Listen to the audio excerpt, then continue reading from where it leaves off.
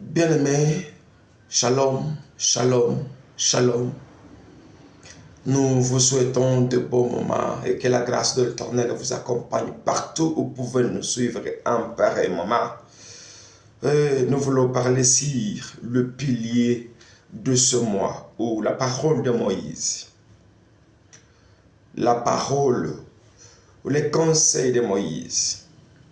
L'orientation messianique. Que dit Moïse dans Deutéronome 1, du premier verset au 46e verset.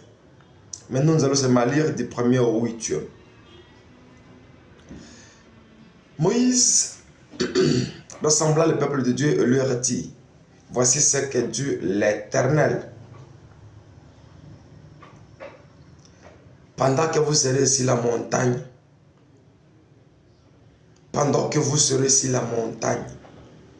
voici ce que Dieu recommande. Ainsi dit l'Éternel, vous serez toujours les possédés, les dominateurs, les directeurs, la tête, aussi longtemps que vous demeurez dans la volonté de l'Éternel. Vous mettrez sa parole en application. Amen. Bien-aimés, la Bible nous dit, Moïse rassembla le peuple et leur avait dit ce que dit l'Éternel. Ils étaient à côté du Jourdain, dirais-je, dans le désert. Il dit, après le combat des Amoréens, Moïse leur expliqua la loi de l'Éternel. C'est-à-dire, après avoir vaincu le combat, après avoir mené la lutte, il y a une loi que vous devez observer. Après avoir prié pour le mariage, et vous le gagnez. Après avoir prié pour le travail, et vous le gagnez. Après avoir prié pour la grossesse, la maternité, et vous avez accouché normalement. Après avoir prié pour ton intention, voici les commandements, l'orientation, le mode de vie pour demeurer au sommet. Demeurer dans la montagne. C'est-à-dire demeurer dans la vue de prière. Vous avez prié pour avoir le travail, oui. Vous avez prié pour avoir le mariage, oui. Vous avez prié pour avoir l'enfant, oui. La maison, etc.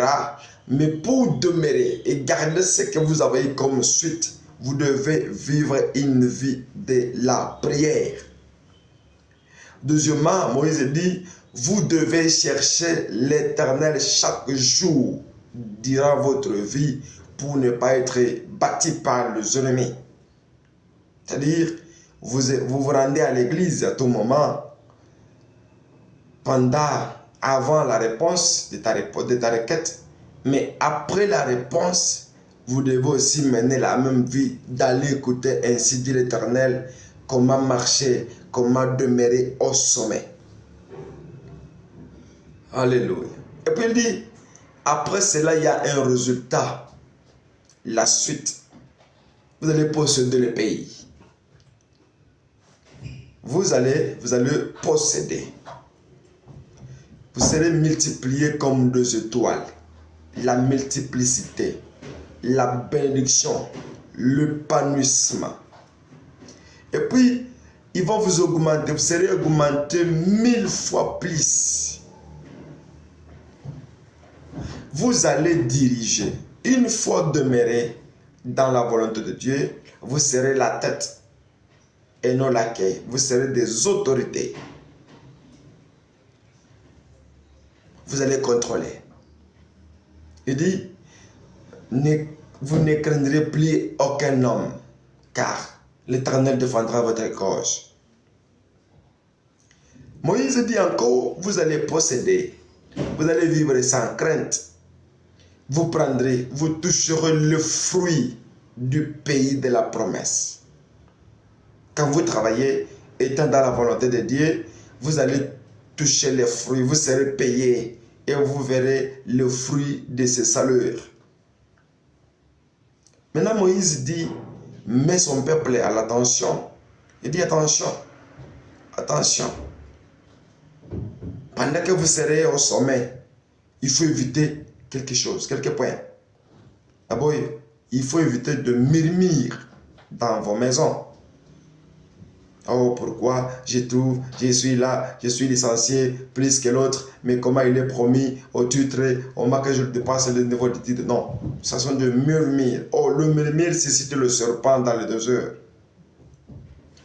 Dieu nous dit, il ne faut jamais élever le problème, agrandir le problème. Il faut plutôt élever le nom de Jésus pour que le nom de Jésus amène la solution à ton problème. Et après cela, Dieu va te porter une autre promesse, comme un parent porte son enfant à main, selon Deutéronome 1:31. Et puis, l'Éternel marchera devant son peuple. Tu seras de la génération de Caleb. Caleb, c'est-à-dire, c'est une promesse de la vieillesse heureuse. Caleb, c'est une promesse de la longévité. Caleb, c'est une promesse de voir les promesses s'accomplir, de toucher les promesses s'accomplir et de posséder le pays. Vous serez des Josué, vous allez arriver dans la terre promise de l'Éternel. Pendant que vous serez dans la terre promise, Moïse nous dit, il faut éviter le péché. Le péché. Pourquoi? Parce que ce péché a ses conséquences. Comme Dieu nous a bénis, il faut maintenant utiliser notre moyen, notre bénédiction au détriment des autres. Non. Comme Dieu nous a bénis, il faut maintenant chercher des femmes, chercher comment la vie, expérimenter la vie des... Non. Il faut commencer à tuer, à manipuler. Non plus. Si vous commettez le péché, Dieu dit, il va frapper. Et vous serez frappés par vos ennemis comme des abeilles, selon Deutéronome 1:44. Vous allez pleurer, vous allez prier, vous allez demander sans suite. C'est pourquoi il y a des gens, vous priez maintes fois, même requête, il n'y a pas la suite. Pourquoi? Il y a le péché que vous n'avez pas encore confessé. Troisième conséquence, il dit, vous allez stagner à Kadès longtemps. C'est-à-dire vous allez rester à un seul endroit en train de tâtonner dans la vie. Tu ne développes pas, tu ne s'épanouis pas, tu ne t'accrois pas, tu n'avances pas, tu es toujours là. Alléluia. Mais quand il y a un problème, il y a toujours une solution. Moïse dit, une fois, et se trouver que vous avez péché, la solution est là, le remède est là. La réponse est là. Qu'est-ce qu'il faut faire? Il faut reconnaître le péché. Il faut reconnaître l'immoralité, la désobéissance et se repentir. Il faut restituer, abandonner le péché, abandonner le maraboutage, abandonner la fornication, abandonner le tout. Deuxièmement, il faut obéir à la parole de Dieu. Que dit la parole? Tu vas vivre ce que dit la parole. 3. Il faut accepter d'être conduit par un Moïse de ta vie. Que Dieu vous bénisse et que Dieu vous élève et que Dieu vous défende. Bonne journée. Amen.